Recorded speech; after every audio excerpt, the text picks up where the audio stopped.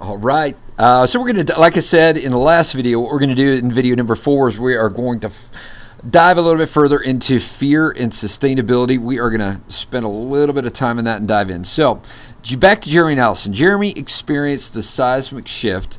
And in video 3, I shared that I also experienced some personal fears that Jeremy wrestled with in my own dating relationship. One of the fears that I had was that I did not want to hurt anyone, and so I would end up letting a relationship fade out without clearly ending the relationship. When a woman was interested in me and I would pull away, she would pursue me, and this was even more of a turnoff. Finally, I grew some thick skin and did the best thing for her. I let her know I wasn't interested romantically. There was a third issue that I faced that we haven't addressed yet. It also came in the uncertainty phase, and that is, and the issue had to do with paralysis, right?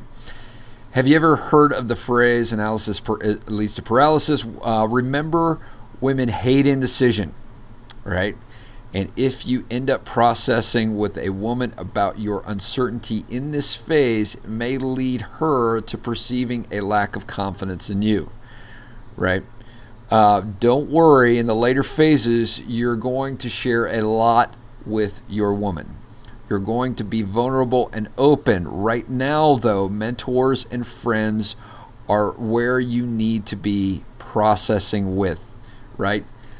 Avoid the danger of overly processing with her in this. It's not going to be helpful for either of you, right? Do not process your uncertainty with her during this phase. Don't do it. Analysis leads to paralysis. This was my way of saying I have a crazy fear of sustainability and I don't know what to do with it. My question is, are we compatible or do opposites attract? In the last video, we briefly addressed the fear of sustainability. I wanted to spend a few more minutes unpacking this more as I have found this incredibly helpful. To frame this conversation and give you some insight on compatibility and learning how to navigate the differences in a relationship, I'd like to first talk about consistency and inconsistency, right? Consistency and inconsistency. All of us need consistency and inconsistency in order to survive it. In other words, what I mean, we need to have things in our lives that are both unchanging and that have variety. For example, we all need food on a regular basis to survive. But if we were to have the same meal 3 times a day, 7 days a week, we'd probably go crazy. I would, at least. I couldn't do it. So you have to ask yourself, what is the level of consistency that we need in a relationship? And what is the level of inconsistency? Back to the man who said, she drives me absolutely nuts. We argue like cats and dogs, but I can't get enough of her. You're probably asking the question of whether or not it is beneficial to be in each other's lives on a long-term basis while going through the uncertainty period. Well, let's dive into this for a few moments to give you more insight. Differences, like we said, aren't bad. They can be fun, refreshing, and give you a sense of adventure, right? And this is healthy inconsistency, and you got to remember, no one is going to live your life for you. It's your life, your relationship, and you're free to do whatever you want. What I'm doing in the next few moments is to simply lead you to what success looks like. A great example of a healthy inconsistency in a relationship is she enjoys going to art fairs on the weekend with her girlfriends, and he, or maybe you, enjoy skeet shooting on the weekends with your guy friends, right? This is what we call preferential differences. 2 people having 2 different preferences, right? An example of consistency in this relationship with the same scenario is they both have a value for friendship with groups of guys and girls, so there is inconsistency in preferences for leisure, but there's also consistency in value for friends. Do you get it? Unhealthy inconsistency. And an example of an inconsistency in a relationship is she's okay telling a white lie every now and then, right? And has a very high value, and he has a very high value for honesty all the time. Now, this poses a problem with regard to values. And values, my friends, are very important for future of relationship. Consistency and inconsistency must be filtered for preferential differences versus value differences.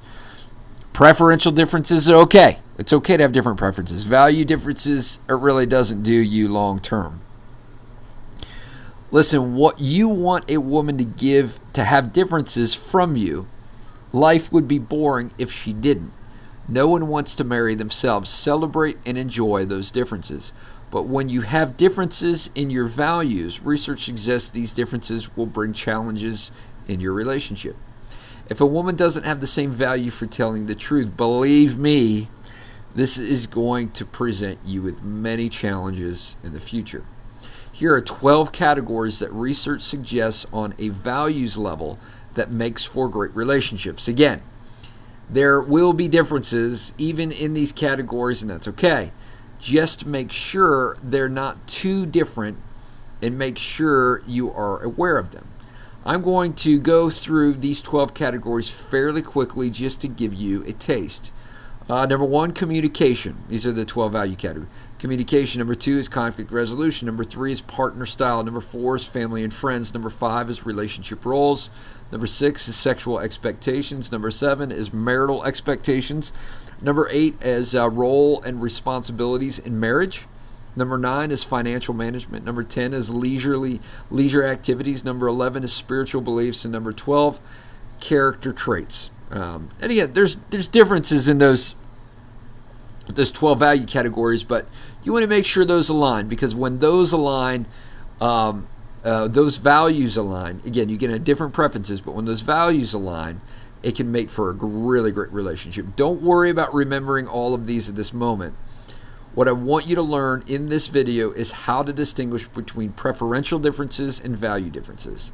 And the best way to do this is by practice and repetition. In the bonus section below, we have a list of preferential differences and value differences. What I would like you to do is open the file and examine the list that explore both preferential differences and value differences before you take the dive into an exclusive relationship, right?